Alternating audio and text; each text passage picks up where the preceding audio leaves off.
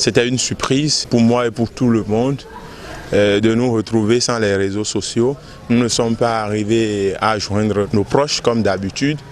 Et là, nous nous sommes rendus que c'est presque impossible pour nous aujourd'hui de vivre sans les réseaux sociaux. Quand je voulais me connecter par WhatsApp, j'ai remarqué que ça ne marchait pas.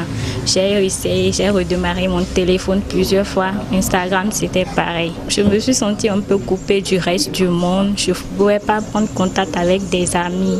Moi, par exemple, j'avais redémarré plus de 3 fois mon téléphone pour savoir si c'était mon téléphone qui était à la base de... Parce qu'on ne s'attendait pas du tout. On était en pleine discussion avec les amis, avec les clients, voilà, et d'un coup la connexion a refusé. Vous convenez avec moi que Facebook et WhatsApp sont les réseaux qui sont plus utilisés aujourd'hui par la population mondiale. Si vous êtes community manager, c'est que vous avez des publications à mettre sur la toile à des heures données. Maintenant, si vous avez la malchance que l'heure du burn-out, 16 heures font partie de l'heure à laquelle Facebook n'a pas fonctionné, alors ça devient un véritable problème.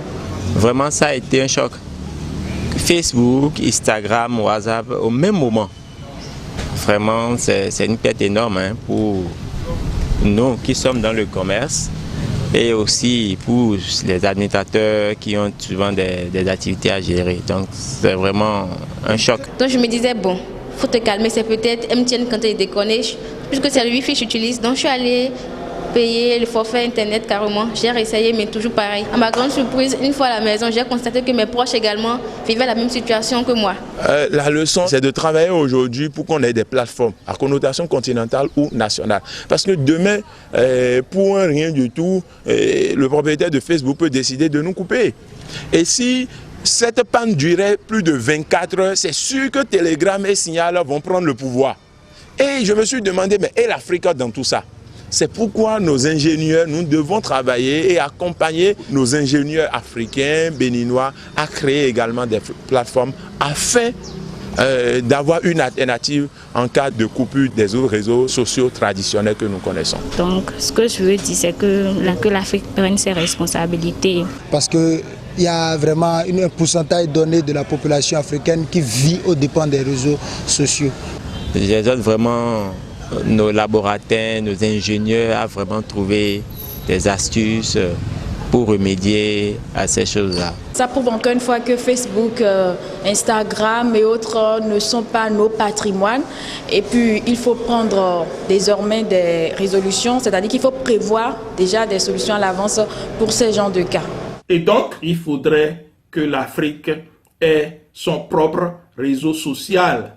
J'invite mes frères et sœurs africains à télécharger massivement mon réseau social dédié, fait pour l'Afrique, qui est Yavedo, qui s'appelle YAVEDO. C'est disponible et téléchargeable gratuitement sur Play Store et sur App Store. Son Messenger est génial. Les échanges entre amis sont privés. C'est fait à l'image de la confidentialité africaine. Les échanges tels que textes, vidéos, photos, audio et autres entre amis ne peuvent jamais être partagés par erreur à quelqu'un d'autre ou à un groupe d'individus.